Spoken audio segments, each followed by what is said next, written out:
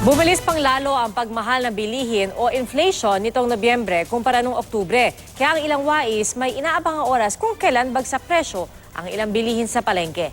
Saksi si Athena Imperial. Hindi tulad ng ibang namamalengke. Hapon kung mag-abang si Aling Tess ng mga tindang gulay sa Balintawak. Ayos lang daw mamakyaw dahil sa mga oras na ito, ibinabagsak ng ilang suki ang presyo ng gulay. Tulad ng sayote na 12 pesos kada kilo na lang ang benta nang samahan ko siyang mamili bandang alas 6 ng gabi. 30 pesos ang presyo nito kaninang umaga. Ang per kilo ng repolyo, 30 pesos na lang ng abutan namin. Mas mababa sa 80 pesos na orihinal nitong presyo. Ang carrots, 25 per kilo na lang mula sa 50 pesos.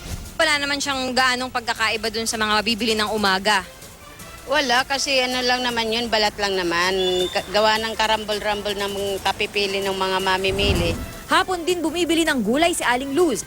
Ang nabiling 135 pesos lang ang halaga, tinatayang nasa halos 200 pesos daw kung umaga niya binili. Pambenta sa Agahan. agahan. Ayon sa ilang tindero, binabawasan na nila sa hapon ng hanggang kalahati ang presyo ng mga gulay kesa hindi may benta.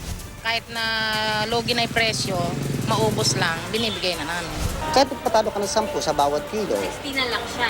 Yes, maging pera na lang. Kapareho yan sa madalas na estilo ng iba pang tindero, tulad ng mga nagbebenta ng may mga crack na itlog sa mas mababaring halaga. Ako si Athena Imperial, ang inyong saksi.